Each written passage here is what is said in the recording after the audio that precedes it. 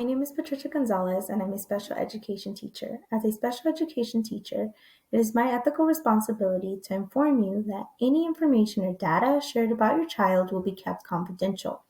It's also my responsibility to explain what the Individuals with Disabilities Education Act is and its 12 components. The first component of IDA is free appropriate public education. And what that means is that each student with a disability must be provided with free special education and related services from preschool to high school. Appropriate education refers to the standards that must be met to meet the requirements of IDEA. That means that the education that your child receives must follow these specific requirements. Free appropriate education must also, the special education and related services must also be stated on the child's individualized education program, which we will talk about a little more in depth later on in the video. This is also known as a child's IEP. Least restrictive environment is another portion of the IDEA, and this refers to students with disabilities receiving these special education services and related services in a general education classroom. The only time that this would not occur is if a student's disability is extremely severe and the related services would not be successful in a regular classroom. The referral process is the next component of the IDEA.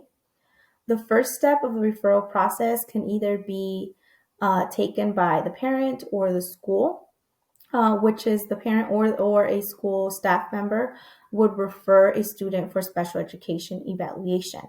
The second step is one of the most important steps. A parent must agree in writing to the evaluation in order for it to occur. The third step would be for the evaluation for special education to be completed, which takes us to the next component of IDEA.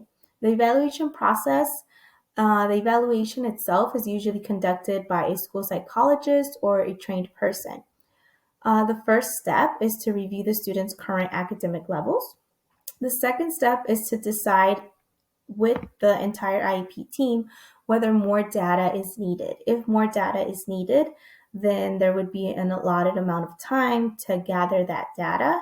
And then the third step would be to use different assessments and strategies during the evaluation. That means that the psychologist has to use a variety of assessments to use for the evaluation.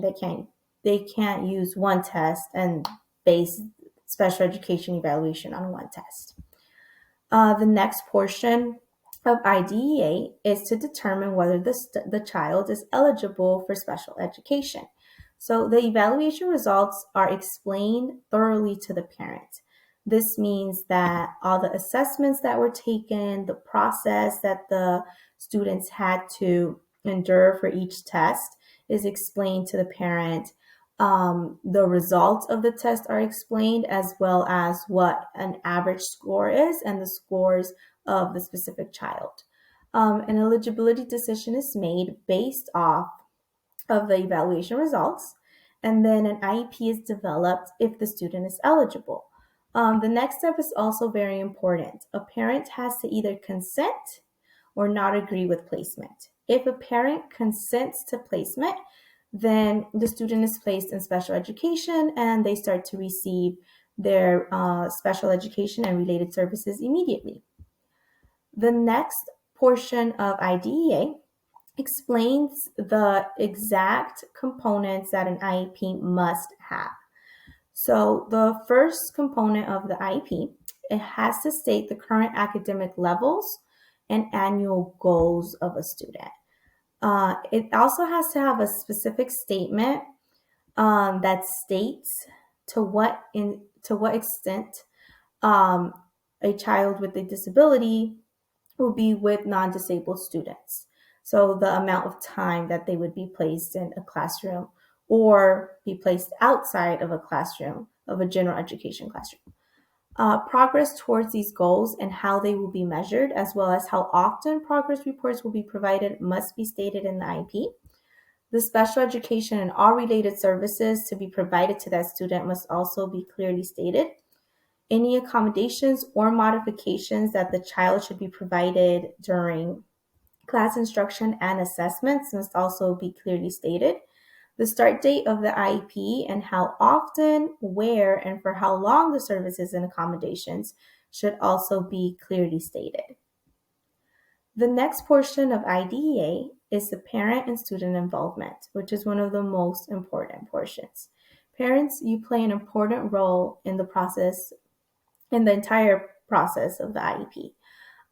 Your input is crucial throughout the entire process. Some things that you can do as a parent are provide any relevant information or personal observations during IEP meetings, to advocate for your child by asking questions or bringing up any concerns that you might have. You can also request for additional evaluations if you believe that your child needs it. Students can also advocate for themselves. They can monitor their own learning, and they can state any concerns that they might have to their parents or to their teachers.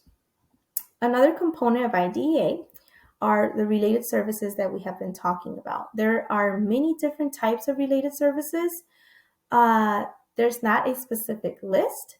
Students with disabilities, according to IDEA, the related services are any services that can assist a child with a disability and help them receive successful special education. Here are some examples. Again, there are many other related services. These are just some examples. Transportation services, medical services, physical therapy, speech and language services are some of the examples of related services. Another component of IDEA is prior written notice. And what this means is that schools must notify parents in writing before evaluating their child for special education.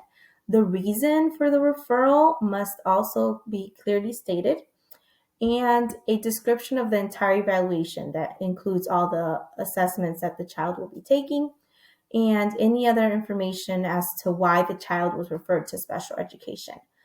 And parents must also be provided with resources to understand the Individuals with Disabilities Education Act, which is what we're explaining in this video today. Procedural safeguards are another component of IDEA. And what these are basically your rights as a parent of a child with a disability. Parents are protected and have to be given the opportunity to have a voice in their child's education. These parents' rights and protections are what we call procedural safeguards. There are many rights that you have as a parent. One example of procedural safeguard is that parents must consent in writing before students can be provided any services.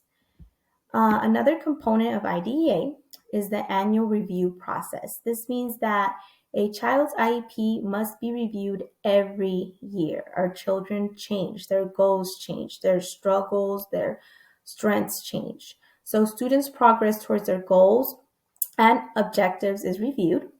New goals are written for the student. Current services and placements are reviewed, and then determinations are made if the child needs additional services or if there should be new placements. A new IEP is created along with the current IEP notes, so the updated IEP notes. The last component of IDEA are the quarterly progress monitoring. And what this means, it doesn't specifically say quarterly under IDEA. It just requires that the time frame of when these periodic reports on the child's progress towards their IEP, when or for how long each of these progress reports should be given. Schools usually send these progress reports along with the student's regular report card, so that's why we call them quarterly progress monitoring. And that is it. These are the 12 components of the Individuals with Disabilities Education Act.